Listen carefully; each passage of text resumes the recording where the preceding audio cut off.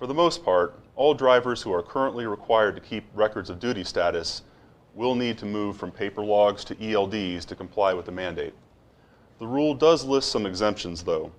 First, drivers who use paper logs no more than 8 days during a 30-day period won't need to use an ELD.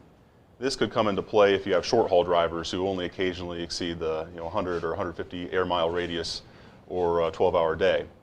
Another exemption covers drive-away, tow-away operations where the vehicle driven is part of the shipment.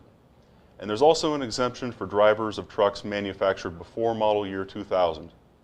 While the main compliance date for the ELD mandate is December 18th of 2017, we should also note that carriers using devices that meet current specs, known as automatic onboard recording devices, or AOBRDs, will be able to continue using them an additional 2 years beyond the compliance date. In other words, all carriers using e-logs today will have until December 16th of 2019 to upgrade those devices to meet the technical specifications in the ELD rule. So there will be changes even for fleets that are already using e-logs. In most cases, it does appear that technology vendors will be able to make their current systems into compliant ELDs through software updates with no changes to the hardware.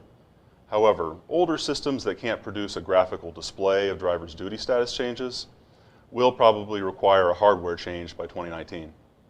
For those of you who are already using e-logs through an onboard fleet management system, your vendors are probably working on this now and will roll out changes to make them into compliant ELDs. There will be many different types of ELDs on the market, ranging from full-blown fleet management platforms that provide many features and applications, to more basic low-cost products that focus mainly or only on achieving compliance with the mandate. Under the rule, an ELD is not required to provide communication capabilities between the driver and motor carrier, but it does require an integral connection with the truck's engine to automatically record when the vehicle moves. So it doesn't necessarily have to be a mobile communications platform. The ELD rule also introduces special driving categories for personal conveyance and yard moves. Authorized personal use of the vehicle can be tracked as off-duty, not driving time, and yard moves are considered on-duty, not driving time.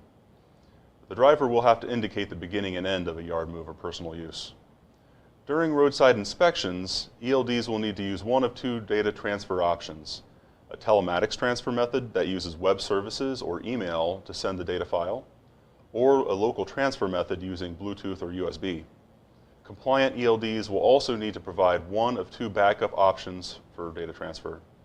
They must be able to produce a graphical display of the driver's log data that the officer can view without entering the vehicle, or the ELD will need to generate a printout of the log data. To be clear, the printer is an option but not necessarily a requirement.